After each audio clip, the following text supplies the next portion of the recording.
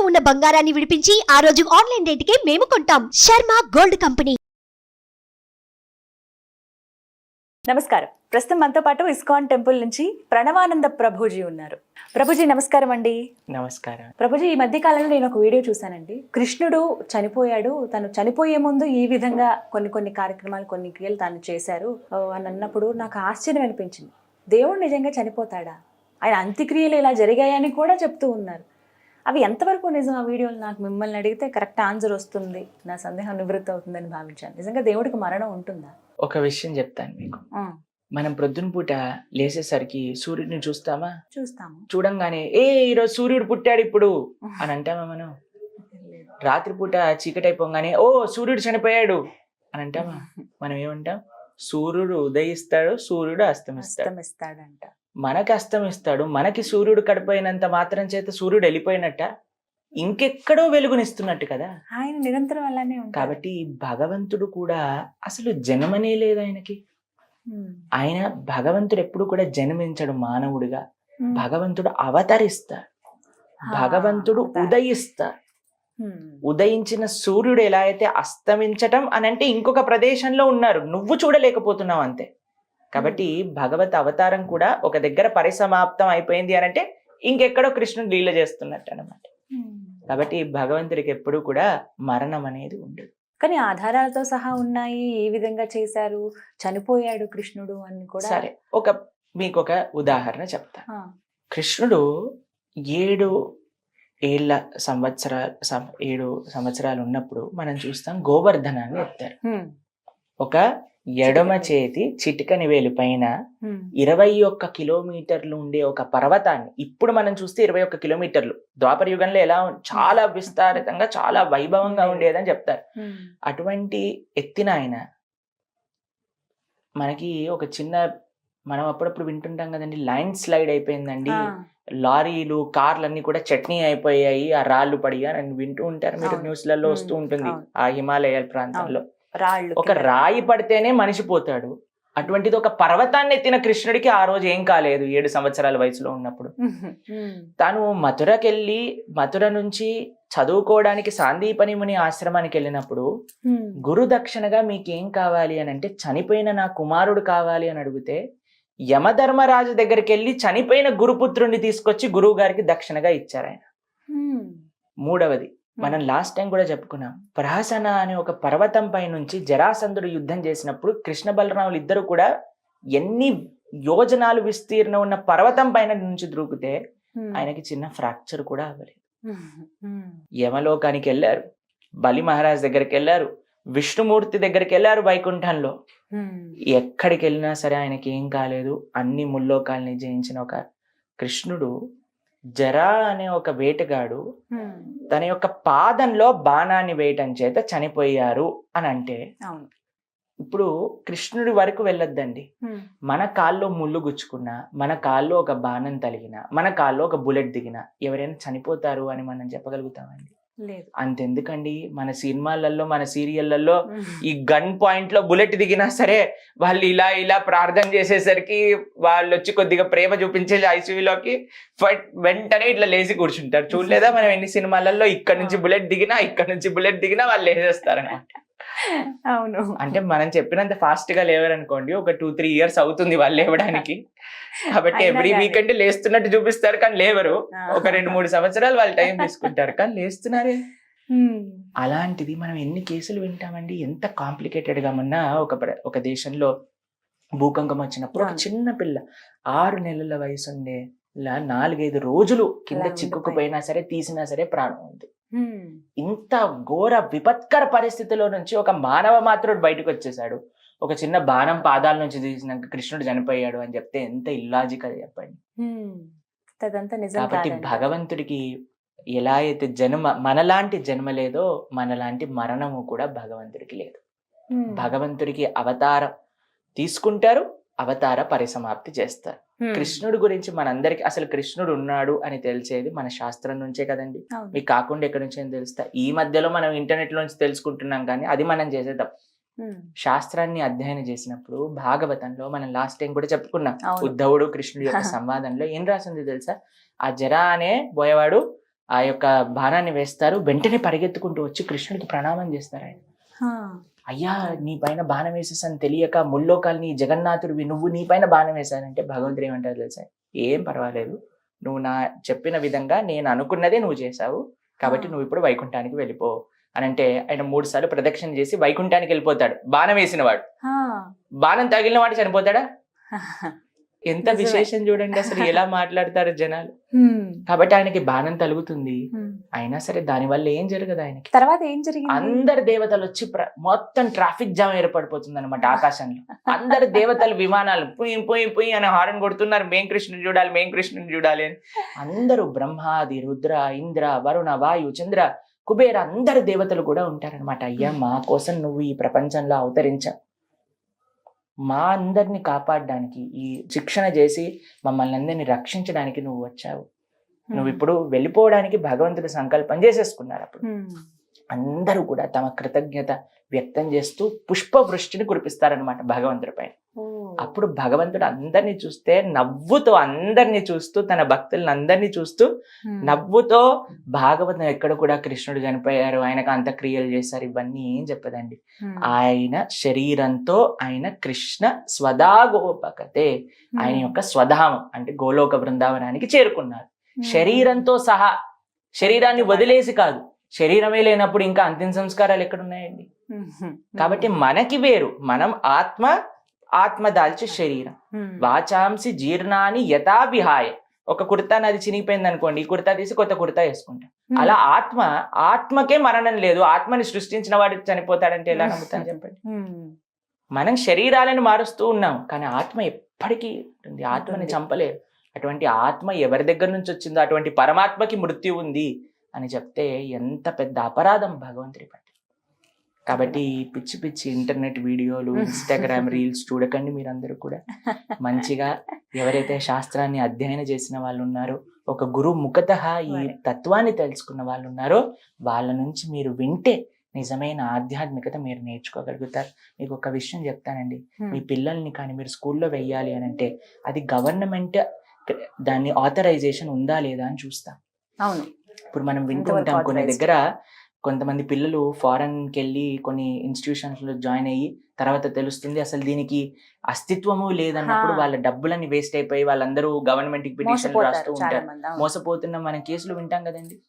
కాబట్టి మనం పిల్లల్ని ఒక చిన్న మెటీరియల్ ఎడ్యుకేషన్ ఇవ్వాలన్నా సరే ఇది గవర్నమెంట్ అక్రెడిషన్ ఉందా, ఈ వీళ్ళందరు టీచర్లు బాగా చదువుకున్న వాళ్ళ, దీని అన్నిటికీ నిజంగా సిబిఎస్ఈ, ఐసిఎస్ఈ, ఎస్ఎస్సి దేనికి ఉంది అన్ని చూస్తాం కదండి. కానీ ఆధ్యాత్మికత గురించి నేర్చుకోకపోతే ఎవరి పట్ల వాళ్ళు, కొంతమంది చెప్తారండి మేము గూగుల్లో చూసాం ఈ విషయాన్ని, ఇంటర్నెట్ రీల్లో ఇలా విన్నాం. మీరు ఇంత రీసెర్చ్ ఒక మెటీరియల్ ఎడ్యుకేషన్ చేసినప్పుడు మరి ఆధ్యాత్మికంగా నేర్చుకోవడానికి మీరు ఎందుకు రీసెర్చ్ చేయట్లేదు? నేను వింటున్న సోర్స్ ఏంటి, ఆయన చదువుకున్నారా, ఏమైనా చేశారు, ఎంత సాధన చేశారు, ఏ గురువు, ఏ పరంపర అని మనం ఎందుకు ఆలోచించట్లేదండి? కాబట్టి నాకు మీకు చేసే ఒక ప్రార్థన ఏంటి అని అంటే, మీరు భగవంతుడి గురించి ఆధ్యాత్మికమైన విషయాలు విన్నప్పుడు ఒక ప్రామాణికమైన పరంపరలో వస్తున్న వ్యక్తుల నుంచి వినండి. ఎవరైతే సాధన, అధ్యయన, నిష్ఠ, ఆచరణ ఉందో వాళ్ళ దగ్గర నుంచి మీరు భగవంతుడి గురించి విన్నప్పుడు వినయంతో అప్పుడు మాత్రమే మీకు అర్థమవుతుంది. అందుకే కృష్ణుడు భగవద్గీతలో అర్జునుడికి చెప్తారండి, ఎలా నువ్వు భగవంతుడి గురించి తెలుసుకోగలుగుతావు అంటే తద్విద్ధి ప్రణిపాతేన పరిప్రశ్నేన సేవయా ఉపదేక్షంతి తే జ్ఞానం జ్ఞానినః తత్వదర్శినః. ఎవరికైతే ఆ జ్ఞానం ఉందో ఆయన దగ్గరికి వెళ్ళు, ఆయన సేవ చేసుకో, ఆయన దగ్గర నుంచి కూర్చొని ఆయన చెప్పేది విను, ఆయనని ప్రశ్న అడుగు, అప్పుడు ఇక ఆధ్యాత్మిక జ్ఞానం అందుతుంది అని చెప్పారు. మీరు ఇన్స్టాగ్రామ్ రీల్ కి సేవ చేయగలుగుతారా? మీరు ఇన్స్టాగ్రామ్ రీల్ కి ప్రశ్న అడగగలుగుతారా? ఎలా చెప్పండి మీరు? కాబట్టి సనాతన ధర్మాన్ని పాడు చేయడానికి ఎన్నో శక్తులు పనిచేస్తున్నాయి. ఎంతో మంది అజ్ఞానంతో చేస్తున్న వాళ్ళు ఉన్నారు. ఈరోజు మేము ఇక్కడికి వచ్చి టీవీ మాధ్యమంగా ఎందుకు చెప్తున్నాం అని అంటే, ఎంతమందికి తప్పుడు ఇన్ఫర్మేషన్ వస్తుంది. ఆ తప్పుడు ఇన్ఫర్మేషన్లో మనకి 4 మంచి మాటలు, ఏవో మేం చెప్తున్న మాటలు కాదండి, ఇది మన ఇంతమంది ఋషులు, ఆచార్యులు, గురువులు తమ జీవితాన్ని అంకితం చేసి ఇచ్చిన శాస్త్ర సారాంశాన్ని మా గురుముఖతగా మేము విన్నాం. కాబట్టి ఒక 10 మందికి మంచి విషయాలు ఒక పోస్ట్ మ్యాన్ ఎలా అయితే డెలివరీ చేస్తారో అలా మేము ఇక్కడికి వచ్చి డెలివరీ చేయడానికి మీకు ప్రయత్నం చేస్తున్నాం అన్నమాట. కాబట్టి మాకు ఒకటే ఒక ప్రార్థన మీ అందరి పట్ల, ఆధ్యాత్మిక విషయాలు ప్రామాణికమైన వ్యక్తుల నుంచి మాత్రమే వినండి. అప్పుడే మీరు సరైన మార్గంలో నడుస్తున్నట్టు. ప్రభుజీ, మన సనాతన ధర్మంలో అసలు ఈ క్యాస్ట్ సిస్టమ్ అనేది ఉందా అండి? ఇప్పుడు ఇన్ని రకాల కులాలు చూస్తున్నాం మనం. నాకు అదే కొంచెం ఒక చిన్న సందేహం ఇది, అంతే. ఏం చెప్తారు? సనాతన ధర్మంలో కుల వ్యవస్థ, కాస్ట్ సిస్టమ్ ఉందా? ఇది చాలా మందికి ఉండే ప్రశ్న. ప్రభుజీ, మన ధర్మంలో ఒకళ్ళు పెద్ద, ఒకళ్ళు చిన్న, ఒకళ్ళు పవిత్రం, ఒకళ్ళు అపవిత్రం, ఇలా ఉందా అని అడుగుతూ ఉంటారు చాలా మంది మమ్మల్ని. సనాతన ధర్మంలో కుల వ్యవస్థ లేదు, వర్ణ వ్యవస్థ ఉంది. కుల వ్యవస్థ, వర్ణ వ్యవస్థ, ఈ రెండిటికి చాలా డిఫరెన్స్ ఉందండి. మీకు ఒక చిన్న ఎగ్జాంపుల్ చెప్తాను. ఒక ఆర్గనైజేషన్, సరే సుమన్ టీవీ తీసుకోండి. దీంట్లో ఒక అడ్మినిస్ట్రేటివ్ డిపార్ట్మెంట్ ఉంటుంది. సిఇఓ మీరందరూ కూడా అడ్మినిస్ట్రేట్ చేస్తూ ఉంటారు. ఇంకొక డిపార్ట్మెంట్ ఫైనాన్స్ డిపార్ట్మెంట్ ఉంటుంది. ఇంకొక డిపార్ట్మెంట్ ఎవరైతే అందరూ పని చేస్తున్నారో స్టాఫ్ గా పనిచేసే వాళ్ళందరూ ఉంటారు. ఒక సిఇఓ ఉంటారు, ఆయన కింద అడ్మినిస్ట్రేటివ్ బ్లాక్ ఉంటుంది, దాని కింద ఫైనాన్స్ ఉంటుంది, దాని కింద ఎంప్లాయీస్ అందరూ ఉంటారు. ఇప్పుడు మీరు చెప్పండి, సిఇఓ ఒక్కరే ఉండాలి, మిగతా వాళ్ళు ఉండకూడదు అంటే దీని వల్ల ఏం ప్రయోజనం అండి? ఈ నలుగురిలో ఎవరు మెయిన్ చెప్పండి మీరు? అందరూ మెయిన్ కదా. ఎవరు లేకపోయినా ఆ వ్యవస్థ అనేది ముందుకెళ్తుందా? కాబట్టి మన సనాతన ధర్మంలో ఉంది ఏంటంటే వర్ణ వ్యవస్థ. బ్రాహ్మణ, క్షత్రియ, వైశ్య, శూద్ర, ఇందులో ఎవరూ తక్కువ కాదు, ఎవరూ ఎక్కువ కాదు, అందరూ సేమ్. వర్ణము అనంటే వ్యవస్థ నడవడానికి ఉండే డిఫరెన్సియేషన్. ఒక్కొక్కళ్ళు ఒక్కొక్క పని. బ్రాహ్మణులు అనంటే ఏంటి? టీచర్స్. క్షత్రియాస్ ప్రొటెక్టర్స్.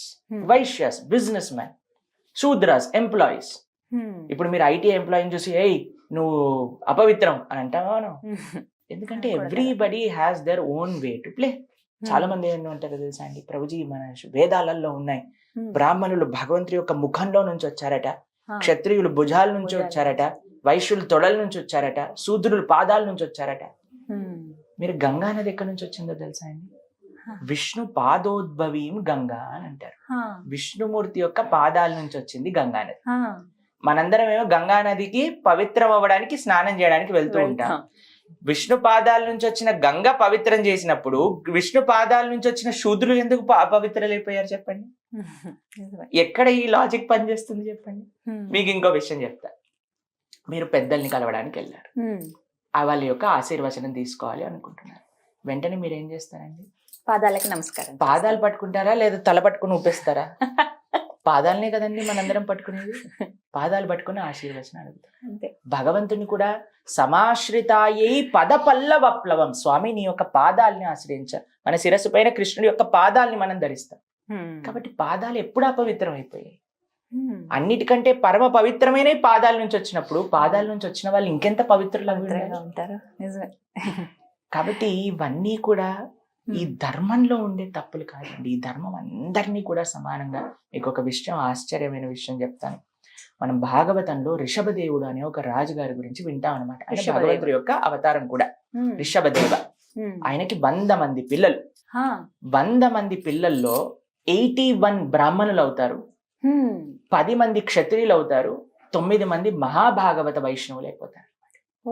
ఒకటే ఒక కుటుంబంలో ఒక తండ్రి గారి పిల్లలు 81 మెంబర్స్ బ్రాహ్మణులు అయిపోతారు, 10 మంది క్షత్రియులు అయిపోతారు, రాజ్య పరిపాలన చేస్తారు. అందులో అందరికంటే పెద్దవారే భరతుడు. ఆయన వెనకాలనే ఈ దేశానికి భారతదేశం అని పేరు వచ్చింది అనమాట. ఇంతకు ముందు ఇలావృత వర్షం అని పిలిచేవారు, ఆయన తర్వాత భారత వర్షం అని పిలుస్తున్నారు. కాబట్టి చూడండి, మీరు విశ్వామిత్రుని కూడా చూస్తారు, ఆయన ప్రయత్నించి బ్రహ్మర్షి అవుతారు. కాబట్టి కేవలం పుట్టిక చేత మీరు ఈ కులానికి సంబంధించి, కులం అనే వ్యవస్థే లేదండి, వర్ణంకి సంబంధించిన వాళ్ళు. ఇప్పుడు చూడండి, ఇద్దరు మదర్ ఫాదర్ డాక్టర్, పుట్టిన పిల్లవాడు కూడా మీరు డాక్టర్ అండి అని చెప్తామా? డాక్టర్ కాదు, వాడికి డాక్టర్ అయ్యే ఛాన్సెస్ చాలా ఉన్నాయి వాడు అవ్వాలనుకుంటే. కేవలం పుట్టుకతో వాడు పిల్లవాడిని పుట్టిన డాక్టర్ ప్రణవ్ అని పెట్టేస్తారా? డాక్టర్ ఫ్యామిలీలో పుడితే లేదు, పెట్టాం కదా. అడ్వకేట్ కుటుంబంలో పుట్టినంత మాత్రం అడ్వకేట్ అనేస్తామా? వాడు అడ్వకేట్ అవ్వాలి. మీకు ఇంకో విచిత్రం తెలుసా అండి, ఇంతకు ముందు అలా ఉండేదేమో, కానీ ఇప్పుడు నాకు తెలుసు వాళ్ళ 3 generations డాక్టర్స్, కానీ ఇప్పుడు ఆవిడ ఫ్యాషన్ డిజైనర్. ఒక ఫ్యామిలీ చాలా మంది తెలుసు అలా నాకు, ఉన్నారు 3 ప్రభు. generations అడ్వకేట్స్, ఆయన ఇప్పుడు ఫోటోగ్రాఫర్. హా. కాబట్టి ఇప్పుడు ఎలా నడుస్తుంది మన యొక్క విచిత్రం చూడండి. ముందుగా ఊహించలేము మనం. కాబట్టి కృష్ణుడే తయారు చేశారు. చాలా మంది అడుగుతారు కృష్ణుడు చేయలేదేమో, మనుషులు చేశారు. కాదు, చాతుర్వర్ణ్యం మయా సృష్ట్య గుణ కర్మ విభాగశ. భగవంతుడు భగవద్గీతలో చెప్తారు, గుణం అని అంటే క్వాలిటీ, కర్మ అంటే చేసే పని, కేవలం పుట్టుక కాదు. కాబట్టి మనం చేసే పని మనకుండే గుణాలు. మీకు ఒక విషయం చెప్తా. బ్రాహ్మణుడు అంటే ఎవరు అంటే దానాన్ని తీసుకొని తన జీవితాన్ని గడిపేవారు. క్షత్రియుడు అని అంటే ట్యాక్స్ ద్వారా తన జీవితాన్ని గడిపేవారు. వైశ్య అని అంటే బిజినెస్ చేసి తన జీవితాన్ని గడిపేవారు. శూద్ర అంటే సాలరీ తీసుకొని జీవితాన్ని గడిపేవారు. ఏదైనా ఇది టైప్ అన్నమాట. అంతేకాని Okay. వీళ్ళు గొప్ప వీళ్ళు తక్కువ ఇలా కాదు. ఇప్పుడు చూడండి, నాకు కాళ్ళు వద్దు, నాకు కావాలని తలే కావాలి. ఎవరిని చెప్పారంటే నా తల వద్దు, నేను కాళ్ళు మాత్రమే ఉంటా అని అంటే ఎక్కడండి బాడీ పనిచేస్తుంది. కాబట్టి everybody has their own way to play. కాబట్టి అందరం కలిసి భగవంతుడి యొక్క ప్రీత్యర్థం పనిచేయాలి. కాబట్టి మన సనాతన ధర్మంలో ఎవరో ఒకళ్ళు స్టార్ట్ చేసిన తప్పుడు ఈ వీళ్ళు పెద్ద వీళ్ళు కుల. తక్కువ అని, కానీ మన భగవంతుడికి అందరికీ సమానం. అందరూ ఆయనకు ఒకటే. ఒక 5 సంవత్సరాల చిన్న పిల్లవాడు ధ్రువుడు ఆయనకు ఒకటే, 90 సంవత్సరాల ముసలి స్త్రీ అయిన శబరి ఆయనకు ఒకటే, ఒక పక్షి అయిన జటాయువు ఆయనకు ఒకటే, ఒక అసుర జాతిలో పుట్టిన ప్రహ్లాదుడు ఆయనకు ఒకటే, ఒక రాకుమార్తె అయిన రుక్మిణీదేవి ఆయనకు ఒకటే. అందరినీ సమానంగా చూస్తారు స్వామి. కాబట్టి మన సనాతన భారతీయ సంస్కృతిలో కుల వ్యవస్థ లేదు, వర్ణ వ్యవస్థ ఉంది. ఎవరు ఏ కర్మ వాళ్ళకుండే గుణాలు బట్టి వాళ్ళు ఏదైనా అవ్వచ్చు. డాక్టర్ పిల్లవాడు ఏదైనా అవ్వచ్చు, అడ్వకేట్ పిల్లవాడు ఏదైనా అవ్వచ్చు, వాడి ఇష్టం. కానీ అడ్వకేట్ వాళ్ళ పిల్లలకి ఎక్కువ ఛాన్స్ ఉంది అడ్వకేట్ అవ్వటం. అది మాత్రమే మనం గుర్తుపెట్టుకోవాలన్నమాట. కాబట్టి అందరూ సమానమే, అందరికీ ఎంత ముఖ్యం అంత ముఖ్యం. ప్రతి ఒక్కళ్ళు కూడా, ప్రతి జీవి కూడా ముఖ్యం. భగవంతుడు ఎప్పుడు కూడా నేను ఒక వర్గానికి పక్షపాతాన్ని చూపించలేరు. స్వామి అందరినీ సమానంగా చూశారు. మనం కూడా అందరూ సమానంగా చూడాలి. కొంతమంది వాళ్ళ యొక్క స్వప్రయోజనాల కోసం మనకుండే 4ని వందలు చేసేస్తారు. అవును.